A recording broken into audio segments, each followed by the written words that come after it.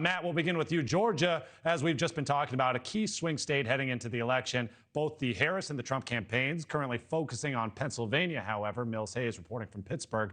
So which state is more primed to be the deciding factor in who actually wins the White House? Well, look, Kamala Harris at Pennsylvania is a must-have for the Democrats. I think that, if you look at the numbers, that's effectively tied. All of the polls that I'm seeing are within the margin of error. But that's a good thing for Donald Trump because he will perform better on election day than he will during polling. But look, Georgia, your previous guess was right. Georgia did go Democrat, although in 2022, Governor Kemp beat the first election denier, Stacey Abrams, by 7 points. He trounced her, and Kemp is now working with Donald Trump. So he'll have the benefit of the Georgia Republican machine behind him. I think that ultimately Georgia goes Republican, which is going to take a state off of the board. But, as I said, this race is nip and tuck right now, and it's probably going to continue to be that way through Election Day. Reyahd, we've been paying such close attention to swing states and, of course, paying attention to just how close these candidates are in them. Which state do you see as the deciding factor? Or maybe the better question would be, what can Kamala Harris be doing to really excel past Donald Trump when the margins are so close? I think it was very enlightening. Your previous guest made the point about Georgia and the investment.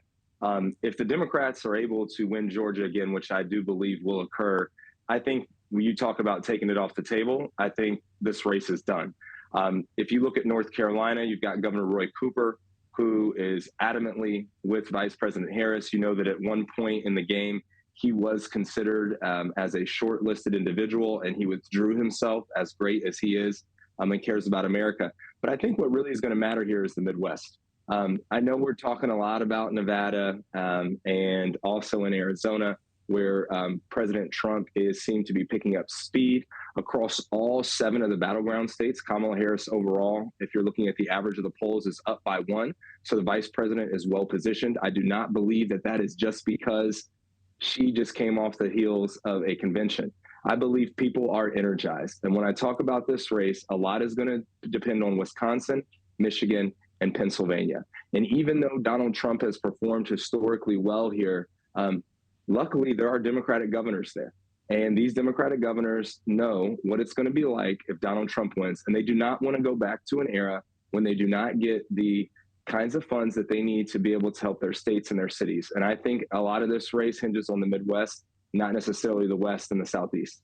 And we do know that both candidates will be visiting Wisconsin just within the next few days to speak to voters there. Matt, I want to pivot to another topic that's been making headlines. Donald Trump this past week called for free IVF treatments for couples trying to have children, either paid for by the government or through insurance companies via federal mandate. We heard from at least one Republican lawmaker who thinks that this idea might work. Let's take a listen. All Republicans, to my knowledge, support IVF in the Congress, and there's no state that prohibits or regulates IVF in a way that makes it inaccessible. It is expensive for many couples. I understand that. So it's something I'm open to, that most Republicans would be open to. I think we'd have to evaluate the fiscal impact. Senator Tom Cotton saying it's expensive for couples, but under Trump's proposal, it would certainly be very costly for America. Our NewsNation analysis finds IVF treatments could conservatively cost at least $5.5 billion. A lot of estimates go even beyond that. So under this proposal, wouldn't former President Donald Trump be going against everything that he's been talking about, pledging to decrease government spending? Matt? Yeah, I mean, look, I think that this is something that Donald Trump threw out there. I would be highly surprised if the Republicans held one house of Congress, if a government mandate for IVF would become law. Look, I think that what it was meant to do, even though it was inarticulately stated by the president or by the former president, was that he is a supporter of IVF. And he's trying to prohibit the Democrats from using it as an issue, but he may have opened a can of worms that he didn't intend to with that comment.